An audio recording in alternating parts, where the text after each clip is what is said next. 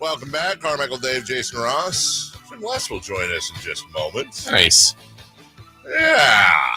It's always nice to talk to once a king, always a king. Absolutely. Coach.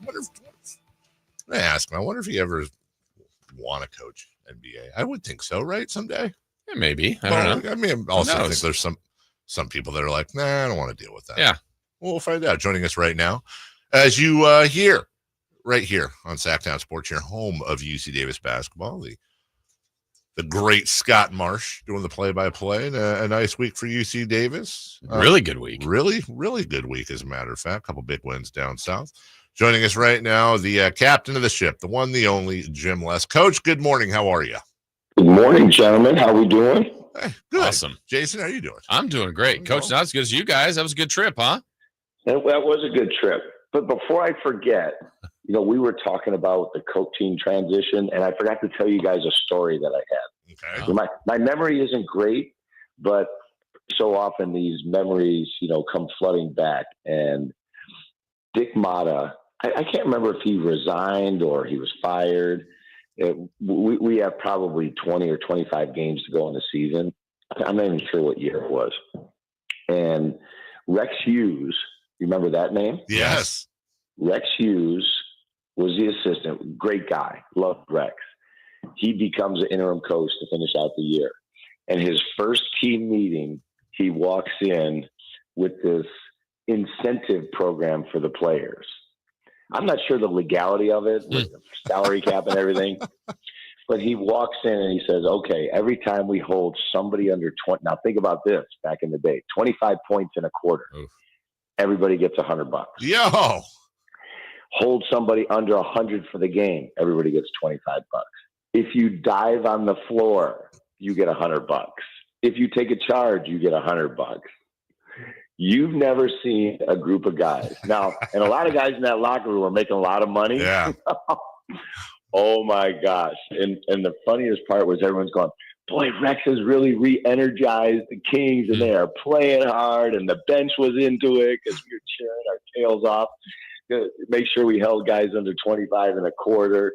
It didn't get them the job, but it was an interesting way to take over and re-energize a team with a little bonus structure. You guys were flopping everywhere. Everywhere. Sure. Oh my God! You've never seen. I was killing Lionel Simmons at the time. I go, Lionel, you haven't taken a charge all year, and all of a sudden he took like 3 back to back. That's interesting. I wonder where the prize pool came from. Because I think it was still Luke and Bill. I don't think it was Jim Thomas, was it? I think it was Luke and Bill that still owned the team. I wonder if you pulled Greg aside. I don't know. I mean, Rex was a great dude. He might have. I'm sure he got some extra money to finish up the season. Maybe he just said, "Hey, here's my chance to go get a head NBA job. I'm gonna lay it all on the line." Well, you made me do some research here, Coach. So yes, Dick Motta was fired as coach of the last place Sacramento Kings. It was a Tuesday. Rex Hughes took over. Coach Motta had announced before Monday's game that it would be his last season for family reasons, but then was fired the next day. He was 7-8-18 with the Kings in his third year.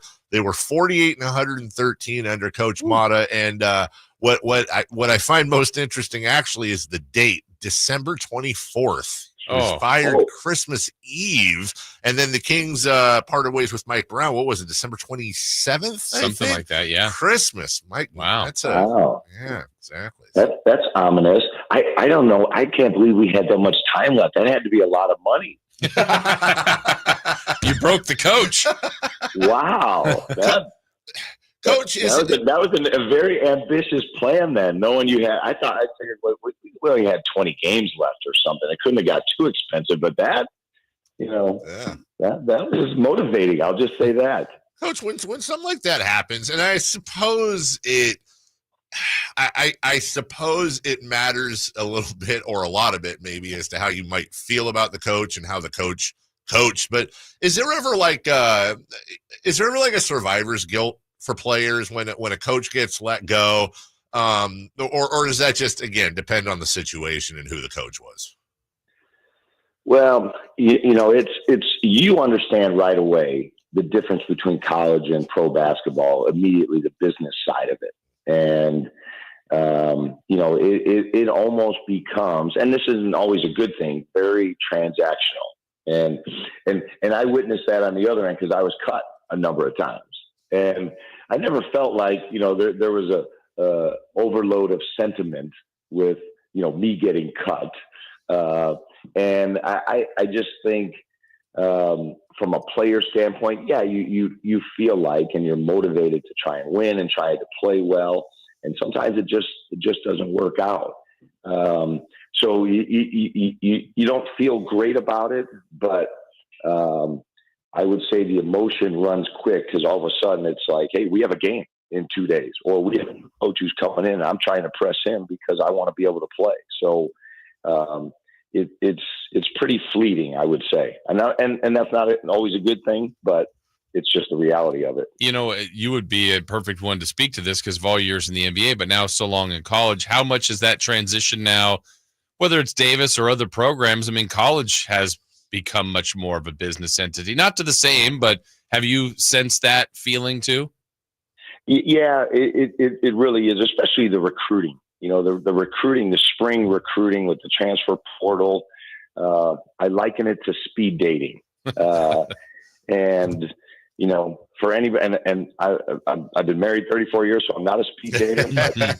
So anybody who has speed dated, I'm guessing, there's some downfalls to it. It's quick decisions. It's you're trying to assess somebody. We're trying to watch film, and now there's a money component that's coming in the spring. And kids are like, hey, are you offering and visiting? How much money? All those kinds of things. And it becomes very transactional. Whereas what I always loved about college basketball was the relationship side and to build a relationship with these young men and be able to mentor them and, develop a relationship that doesn't last 4 or 5 years or 2 or 3 years, but lasts a lifetime. And that becomes a little bit more difficult in this environment. Coach, last thing, and I want to switch back to your success last week down in Southern California. It's funny. We were talking yesterday about baseball and Juan Soto signing a $760 million deal, and how in our lifetime in probably the next 5 years, we're going to see $1 billion deal here in these sports. And you played 7 years in the NBA. You're a wonderful coach. You've had a great basketball life. But I'm looking at your first year with Sacramento. You were 27. You shot 46% from beyond the arc. That led the league on almost 3 attempts.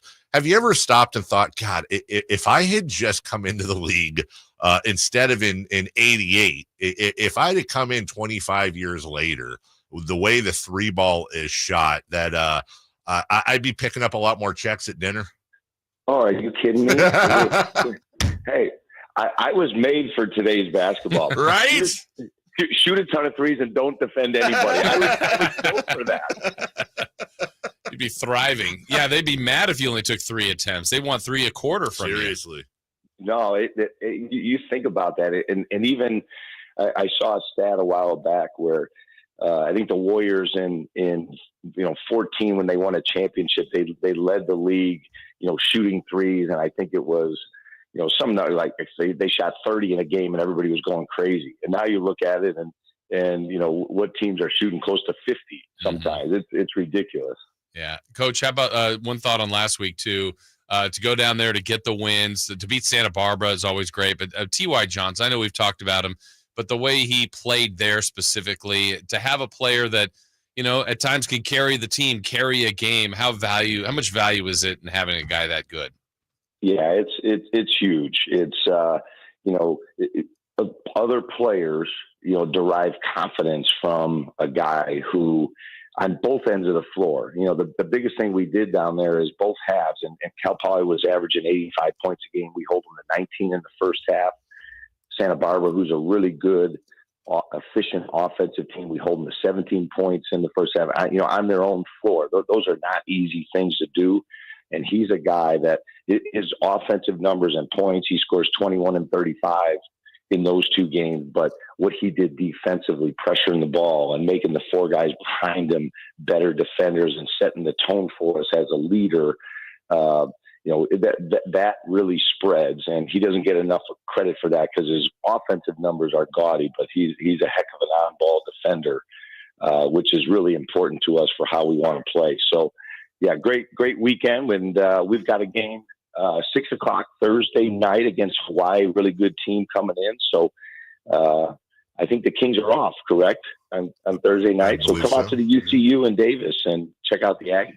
Hawaii coming in tomorrow. Then you guys go down to Riverside next week before we speak to you again. So busy. The grind never ends, and we appreciate you in the middle of that schedule joining us each and every week for what we always love, great conversations. Thank you, Coach. Have yourself a wonderful week. Let's keep that streak going. You too. Appreciate it. Thank you. Take care. That is Coach Jim. Seriously, like for a guy like Jim, who, again, has had a great career in and out, but, yeah, if he played today, he's getting at least one really good contract. We'll take a break. When we come back, Alan Stiles sat down with Keegan Murray, or stood up, I don't know, right after practice yesterday. Just about 6 minutes. Won't take up the whole segment, but we want to hear what happened there, so we'll do that next.